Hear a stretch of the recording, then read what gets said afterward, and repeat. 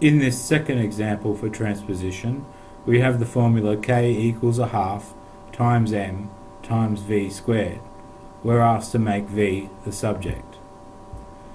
I can get rid of the half by multiplying both sides by 2. 2 times a half is 1. At the same time, I can get rid of the m by dividing both sides by m. I choose divide because the m is multiplying the v squared. Putting those two steps together, we end up with 2 times k divided by m equals v squared. To get v by itself, we now take the square root of both sides. The very reason of choosing the square root is why I left with v. The square root of v squared is equal to v. I can also flip it round, because I usually put the thing I'm trying to find on the left. Remember that when I take the square root, without knowing the context or application of the problem, there are two answers, a positive answer and a negative answer. And this is the shortcut way to show it. So v is equal to the square root of 2 times k over m. In the next part of this problem, we're asked to find v if k is 20 and m is 8.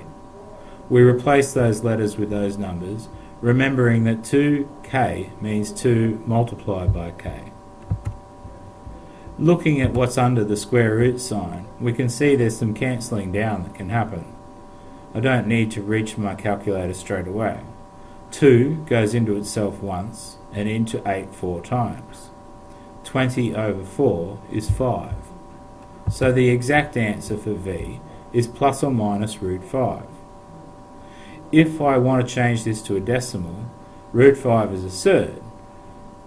I can only show my answer as a decimal as a rounded off decimal, so it's an approximate answer, and I need to say how many decimal places I've shown it to.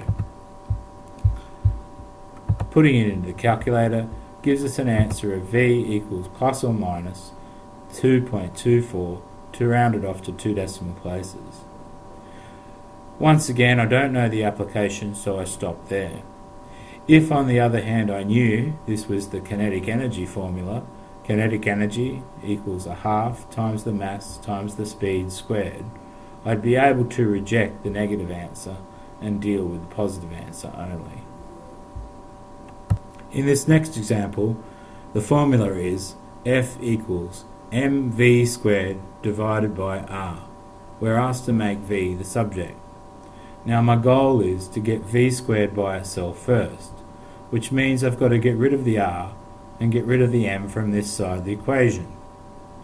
I can get rid of the r by multiplying both sides by r, and I can get rid of the m by dividing both sides by m, and we can do those two steps at once.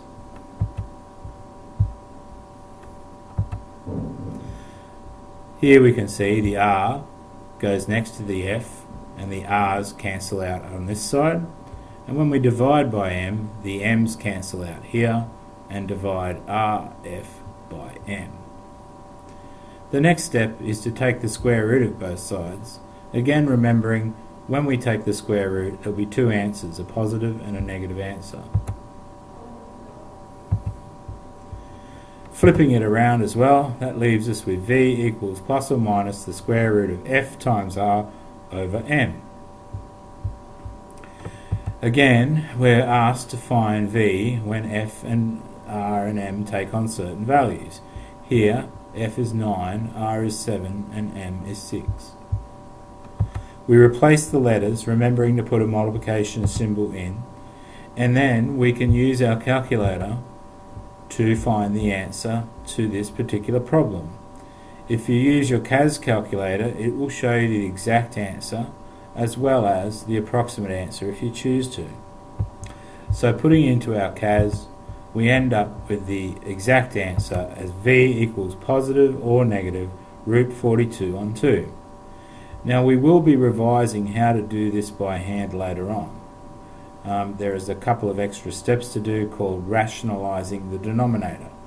Some of you would have studied this in Year 9, but we're going to cover it in class later on. Suffice to say for now that your calculator can express this answer exactly.